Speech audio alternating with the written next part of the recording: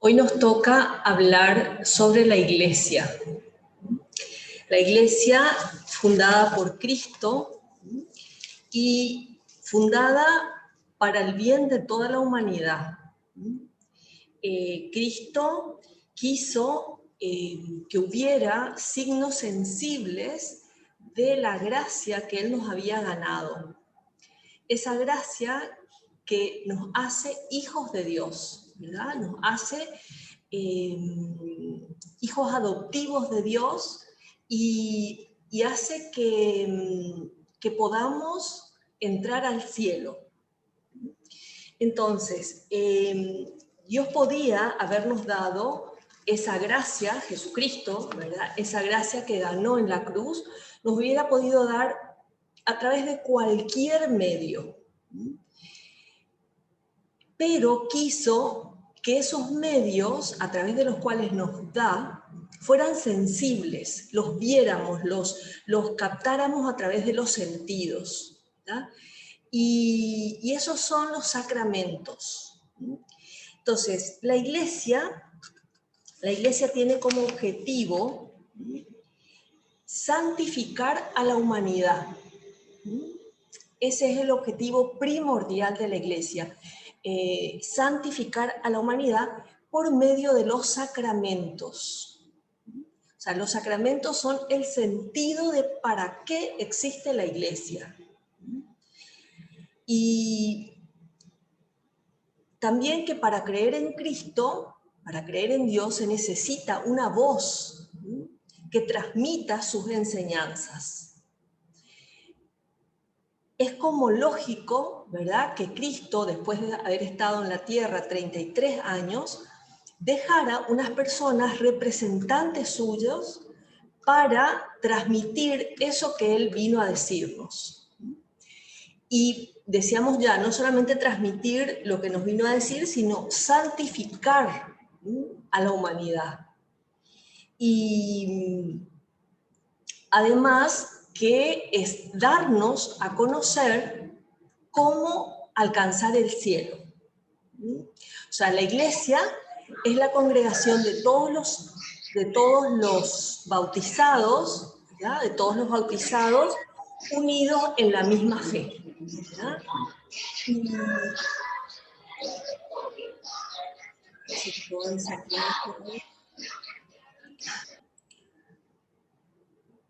Ahí está.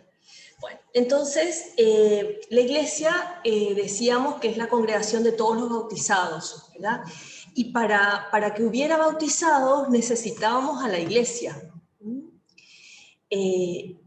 Jesucristo dejó una cabeza, ¿verdad? Dejó una cabeza que es el Papa, que fue San Pedro en la época de Jesucristo, y que en continuidad perfecta va de San Pedro al Papa Francisco de la actualidad.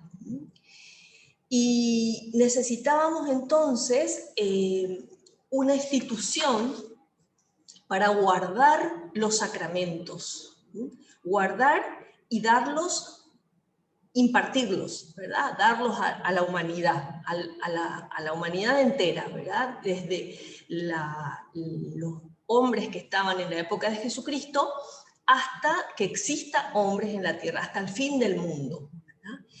Y decíamos que son signos sensibles, ¿verdad? Los sacramentos. Por ejemplo, la Eucaristía es el alimento del alma, que equivale al alimento del cuerpo. O sea, equivale en el sentido de que lo podemos captar y podemos ver la necesidad que tiene el alma de recibir la Eucaristía, ¿verdad? Porque es el alimento del alma. O sea, sin ese alimento el alma se debilita y puede morir, ¿verdad? Entonces, decíamos que la iglesia está bajo la autoridad del romano pontífice, ¿verdad? Y los obispos en comunión con él, los que están en comunión con el Santo Padre. Hay algunos, ¿verdad?, en las iglesias que se separaron de la Iglesia Católica, ¿verdad? Que se hicieron particulares de un país, ¿verdad? La Iglesia Anglicana, en Oriente, no sé bien si es en China, Japón, está la Iglesia paralela, ¿verdad? La Iglesia que solamente sigue teniendo sus representantes ahí, ¿verdad? Y entonces esos obispos ya no están en comunión con el Santo Padre. Por lo tanto, no es la iglesia real, la iglesia verdadera. Cristo dijo a los apóstoles, ¿verdad? Les eligió a los apóstoles y les dijo, vayan por todo el mundo y enseñen el Evangelio, ¿verdad? Enséñenle a observar cuanto yo les he mandado. Entonces, era imprescindible que hubiera personas que transmitieran eso que Jesucristo les dijo. Y también para eso escribieron la Biblia, ¿verdad? De manera que se pudiera transmitir de manera más fácil aún. Y al formar la iglesia, Jesucristo le dio la misión, ¿verdad? La misión de llegar a todo el mundo. Por eso la iglesia es una de las pocas que tiene misioneros, o bueno, hay también otras, ¿verdad? Pero misioneros que van a transmitir la verdad de la iglesia, la enseñanza de Jesucristo a todo el mundo, ¿verdad? Y apacienten mis ovejas, les dijo a los apóstoles, ¿verdad? Y nos dice a nosotros, le dice a la autoridad de la iglesia, ¿verdad? O sea, la iglesia, como bien sabemos, somos todos los fieles, todos, porque decía, si los obispos no son fieles, son infieles, decía una vez haciendo un chiste, digamos, ¿verdad? Porque en realidad todos somos fieles de la iglesia, todos hacemos la iglesia, pero dentro de la iglesia hay una jerarquía que tiene la autoridad y determina qué es lo que fue realmente transmitido o enseñado por Jesucristo y lo que no, ¿verdad? Para que no se mezclen las ideas. Entonces, esa jerarquía fue establecida por Cristo, ¿verdad? O sea, San José María, me acuerdo que decía que la iglesia no la hicimos por alzada de mano, ¿verdad? No es que votamos y creamos la iglesia, ¿verdad? Sino que Jesucristo fue el que estableció cómo iba a ser la iglesia, ¿verdad? Actualmente vemos mucha incredulidad, mucha desconfianza, muchas veces provocadas por, no muchas veces, todas las veces, ¿verdad? Provocadas por las personas que formamos la iglesia, ¿verdad? No por la iglesia misma, que es santa, ¿verdad? Vamos a ver sus atributos. Una de ellas es la santidad, ¿verdad? Porque la santidad nos viene de Jesucristo, no porque nosotros seamos santos, ¿verdad? Entonces, vino para salvar a todos los hombres de todos los tiempos. Entonces Cristo le dio a la iglesia un triple poder, que es la de santificar, que ya dijimos, la de enseñar y la de gobernar, ¿verdad? Es el triple poder que reciben los obispos cuando son ordenados obispos, ¿verdad? Y por eso se transmite a través del sacramento del orden, ¿verdad? El orden sagrado a los sacerdotes, y algunos de ellos son nombrados obispos, ¿verdad? Que son los realmente sucesores de los apóstoles. Los sacerdotes son ordenados para ayudar a los obispos a a que las personas puedan recepcionar los sacramentos, ¿verdad? Porque si no, no llegarían los obispos a cada persona. Entonces se necesita que haya más cantidad de personas que ayuden. Entonces esos son los sacerdotes, ¿verdad? Los que son sucesores de los apóstoles son los obispos, ¿verdad? Y en la cima, como sabemos, está el Papa, ¿verdad? El Papa que reside en Roma, porque originariamente San Pedro fue el obispo de Roma, y por tradición quedó en que el obispo de Roma es el Papa es el obispo de Roma, ¿verdad? Simplemente tradición, y se siguió haciendo así, ¿verdad? Entonces, los obispos tienen jurisdicción en sus diócesis para ejercer la autoridad, digamos, ¿verdad? De transmitir, lo que tienen que hacer, digamos, es transmitir lo que dice el Santo Padre. Hay un punto que es importante, que es la infalibilidad del Papa, que tenemos que tener bien claro cómo se produce esa infalibilidad. Ahora, no sé si escuchaste que el Papa es infalible cuando habla ex cátedra, se llama, desde su cátedra, desde digamos, su investidura. No es que es infalible cuando es el obispo Bergoglio, en este caso, ¿verdad?, diciendo lo que sea, ¿verdad?, sino que es cuando habla como papa, ¿verdad?, como obispo de toda la iglesia, ¿verdad?, cuando enseña algo referente al dogma y a la moral. En ese caso es infalible. Y se dirige a todos los cristianos, a toda la iglesia universal. No es que se dirige a un país o a una persona o a un grupo de personas, sino se tiene que dirigir a toda la iglesia. Y hablando en su calidad de sumo pontífice, ¿verdad? Entonces, no es infalible si habla de ciencia, si habla de lo que sea, ¿verdad? O sea, tiene que hablar del dogma y de la moral, como pastor de toda la iglesia y dirigiéndose a toda la humanidad, a toda la iglesia, en definitiva, ¿verdad? Entonces, esos puntos son muy importantes para tenerlos claros a la hora de defender la postura, ¿verdad?, de la iglesia.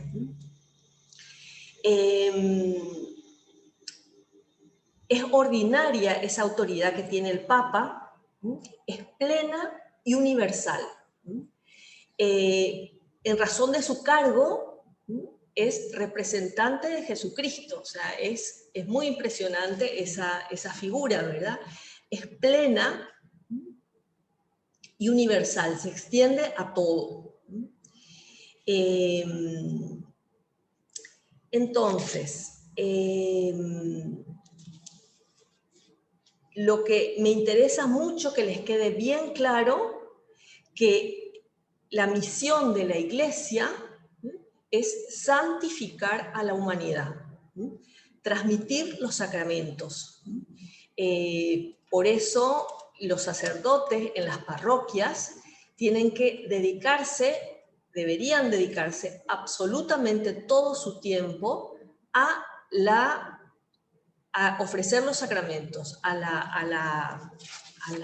no me viene la palabra, a impartir los sacramentos, ¿verdad?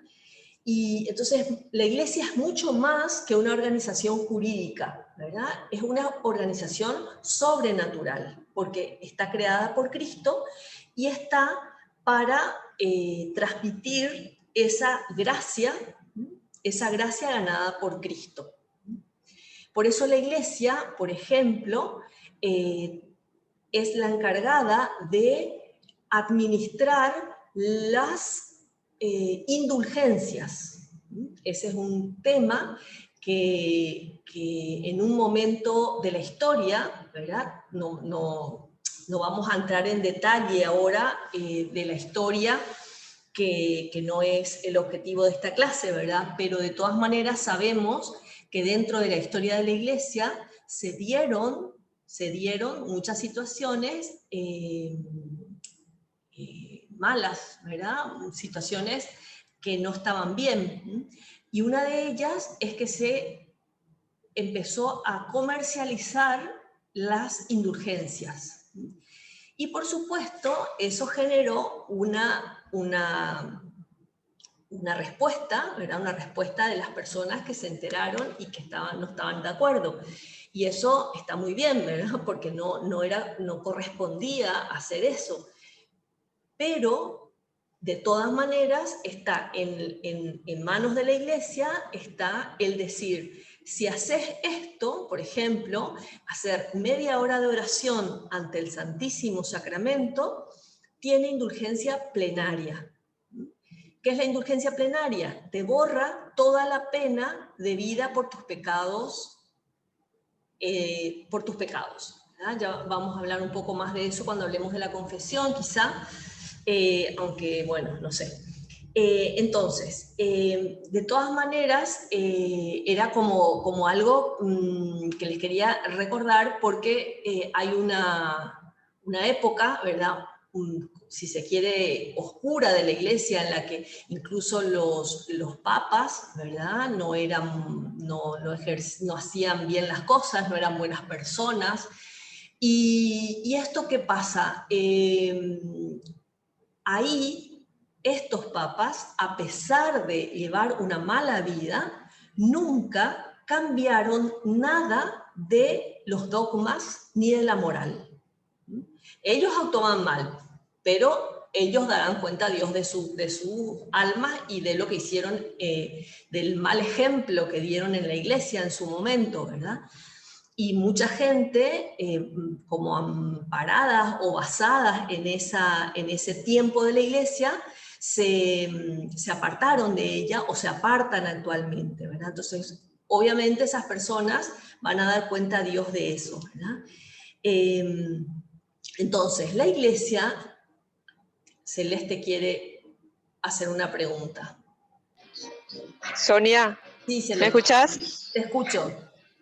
Lo que quería saber es si no cambiaron los dogmas, ¿por obra del Espíritu Santo o por algo en especial? Exactamente, ese dato, ese aspecto me faltó agregar. Justamente es la asistencia, porque Jesucristo dijo que estaría con su iglesia hasta el fin de los tiempos. Y la iglesia, suerte que me dijiste esto, Celeste, porque es muy importante, la iglesia empezó desde el momento de Pentecostés, que es lo que hablábamos el otro día, la venida del Espíritu Santo, ¿verdad? El momento de Pentecostés, y continuará hasta que exista hombres sobre la tierra.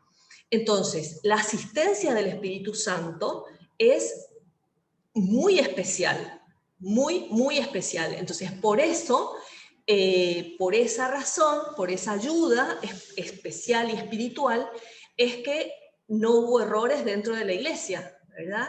Y se mantuvo, o sea, el credo que estamos estudiando, ¿verdad? Fue elaborado muchos siglos antes, y eso no se cambió nunca con estas personas que no hicieron bien, que no actuaron bien, ¿verdad? Bueno, entonces, eso, y entonces la iglesia es el cuerpo místico de Cristo. Es otro modo de dirigirnos o de pensar en la iglesia, ¿verdad? ¿Y qué quiere decir eso? El cuerpo místico, el cuerpo espiritual de Cristo, ¿verdad? Cuando Jesucristo vino a la tierra, vino para salvarnos, ¿verdad? Y Dios ya lo había profetizado. En el Antiguo Testamento podemos encontrar todas las profecías del Hijo de Dios, del Mesías, de cómo iba a ser, cómo iba a nacer el Mesías. Y también, desde el comienzo del mundo, Dios fue formando al pueblo al pueblo de Israel, ¿se acuerdan? ¿Verdad? Levemente, o sea, lo que uno más o menos sabe, ¿verdad? Aunque no sepamos en detalle. Dios eligió al pueblo de Israel, no sabemos por qué, vamos a saber probablemente en el al fin del mundo, por qué fue así elegido ese pueblo, y ese pueblo no lo recibió, no lo recibió, no lo reconoció como Mesías, sino que al contrario, pidió su crucifixión y su muerte, ¿verdad? Eso Dios hizo que fuera algo bueno finalmente, porque así nos redimió, ¿verdad? Pero Jesús se tuvo que formar otro pueblo porque el que había elegido no le aceptó, no le recibió. Y ese pueblo es la iglesia, ese nuevo pueblo de Dios es la iglesia, que le recibe, ¿verdad? A través del bautismo y a través de la predicación de los miembros de la jerarquía de la iglesia y de todos los fieles, de todos los que formamos parte de la iglesia, que tenemos la obligación, entre comillas, ¿verdad? Tenemos la llamada de Dios de darle a conocer, ¿verdad? Dar a conocer su doctrina. Entonces, el cuerpo místico de Cristo, cuya cabeza es Cristo mismo. Nosotros somos los miembros, ¿verdad? Los miembros de la iglesia somos nosotros, los fieles, ¿verdad? Cada bautizado es una parte viva de ese cuerpo.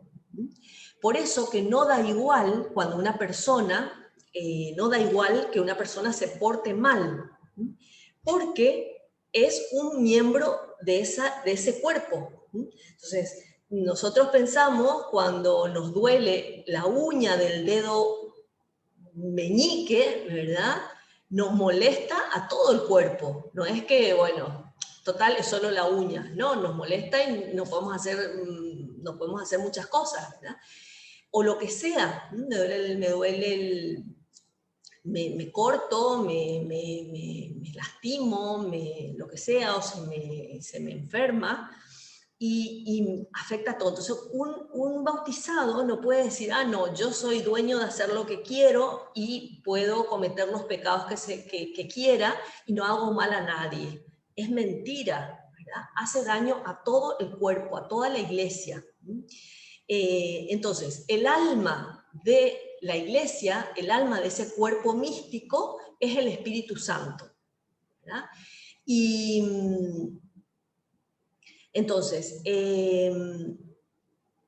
al bautizarnos, el Espíritu Santo pasa a vivir en nuestro cuerpo, así como el alma toma posesión de cada célula que se va formando en nuestro cuerpo. Entonces, acá esto ya habíamos recordado, ¿verdad? Entonces, la iglesia es un cuerpo vivo, y está formado por la iglesia triunfante, que es formado por las personas que ya están en el cielo. La iglesia purgante, que son los que están en el purgatorio, y la iglesia militante, que somos nosotros, ¿verdad? Entonces, ese es el cuerpo místico de Cristo, ¿verdad? Todos nosotros estamos acá en la tierra aún, ¿verdad? Y cada miembro aprovecha la gracia que la iglesia nos proporciona a través de la misa, a través de la oración y a través de las buenas obras. Y cada parte de ese cuerpo tiene una función. Por eso decíamos, está la jerarquía, ¿verdad? Decíamos, la iglesia no la armamos por alzada de mano, o sea, no es que votamos y dijimos, así queremos que sea la iglesia. Fue hecha por Jesucristo y establecida por Él, ¿verdad? Somos incorporados a ese cuerpo a través del bautismo. Y nos hacemos parte de esa función que Dios le dio a la iglesia, ¿verdad? De transmitir la gracia, ¿verdad? Transmitir la gracia suya. tenemos que entonces dejarnos guiar por la autoridad, por la jerarquía de la Iglesia, aprender las verdades, escuchar al Papa. El Papa escribe lo último que escribió, encíclicas, ¿verdad? Normalmente son encíclicas que son sus cartas, escritas a todo el pueblo cristiano, ¿verdad? Algunas escribe directo a los obispos para que nos transmitan, y a veces no hay dicha transmisión, no hay tanta llegada al pueblo, a los fieles, a nosotros. Por eso tenemos que ponernos a investigar y a buscar, ¿verdad? A buscar qué es lo que Cristo nos dice. Entonces, nos transmite lo que Dios quiere de nosotros. Y por eso es muy importante saberlos, leerlos, conocerlos, ¿verdad? Fratelli Tutti es la última encíclica del Papa, que habla sobre todo esto que estamos pasando, ¿verdad? La pandemia y cómo tenemos que ayudarnos unos a otros, amarnos unos a otros. Yo realmente, personalmente no la leí entera todavía, estoy en proceso, ¿verdad? Leyéndola, y vale la pena leerla, ¿verdad? Es muy fácil de leer, por otra parte. Bueno, entonces, había una idea que se me vino.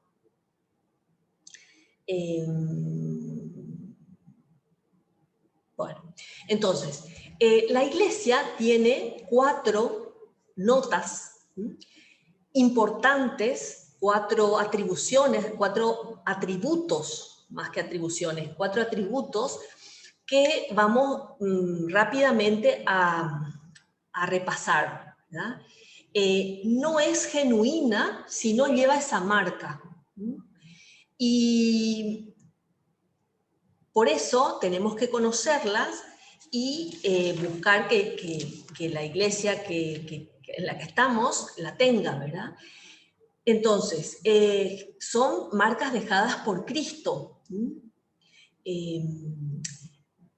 Antes de decirles los atributos, tampoco pertenecer a la Iglesia, o sea, pertenecer a la Iglesia no es opcional, ¿verdad? O sea, no es como un club, ¿verdad? A un club yo pertenezco si es que quiero, ¿verdad? Si es que me interesa sus objetivos. Bueno, obviamente que la Iglesia tampoco es obligatoria, ¿verdad?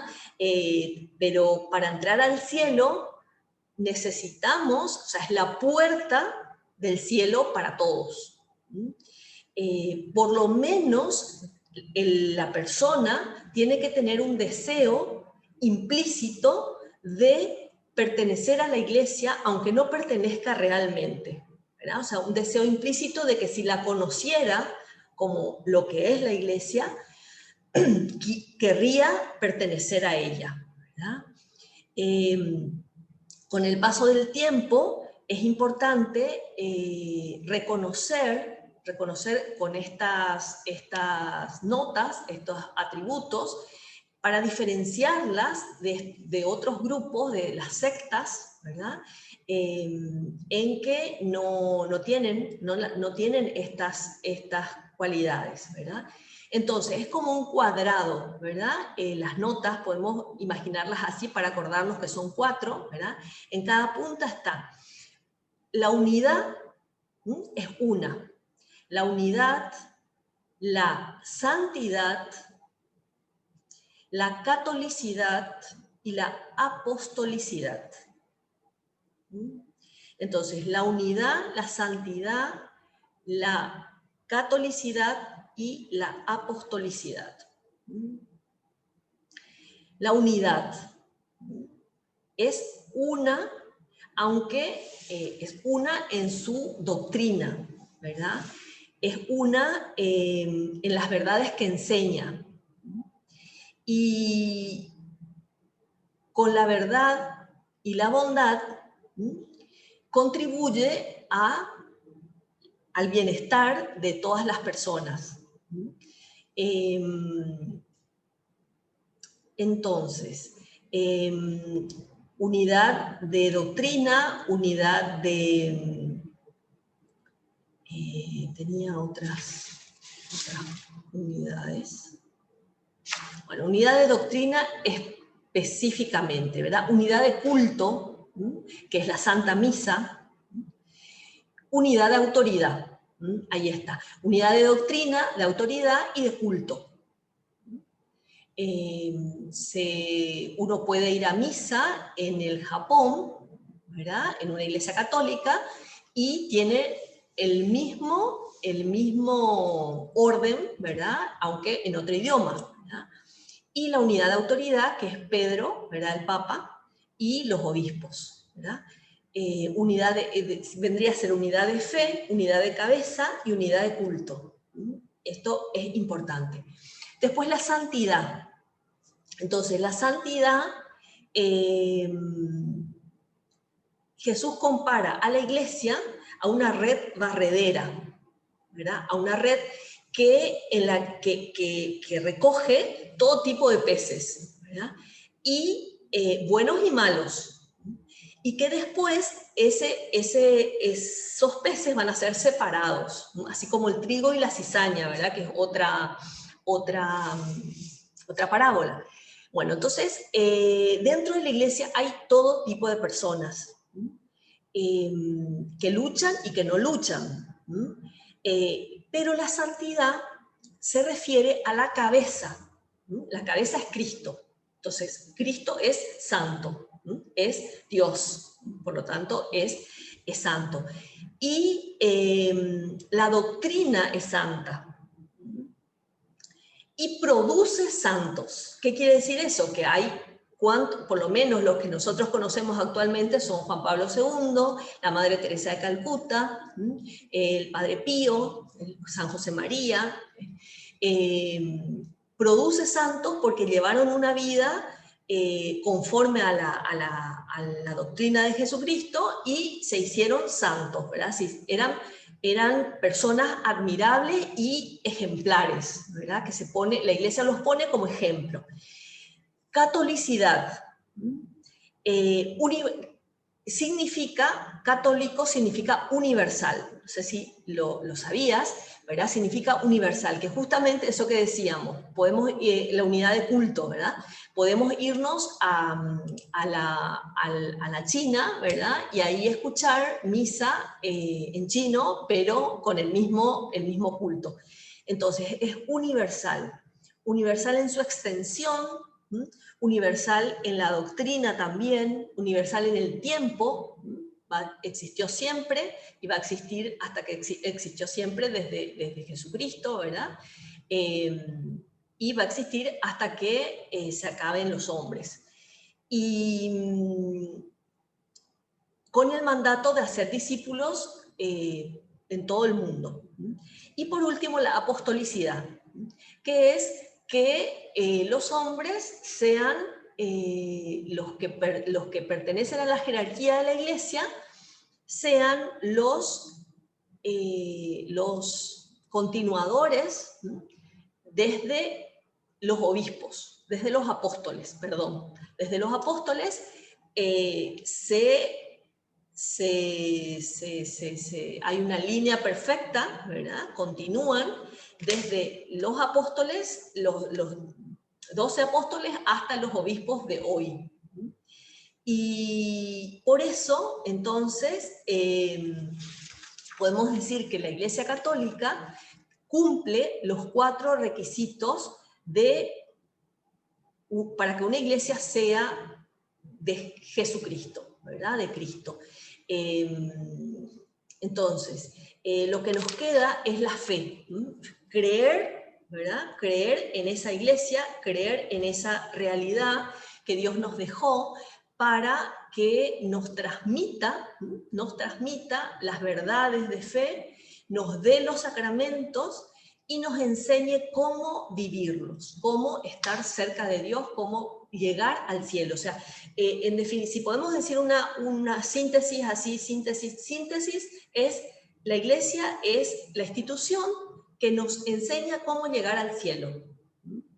Y Y así, ¿verdad? Queremos estar dentro de ella, es una elección,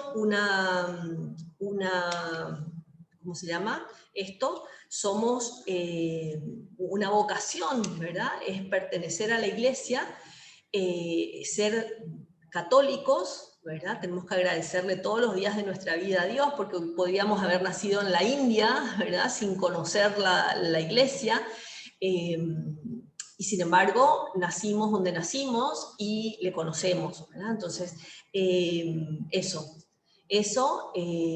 agradecerle a Dios y ser muy fieles a la iglesia, a la jerarquía de la iglesia, siendo buenos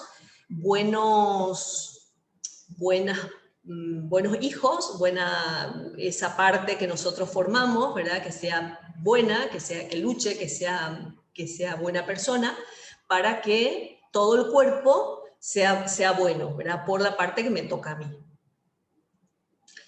Y eso, chicas.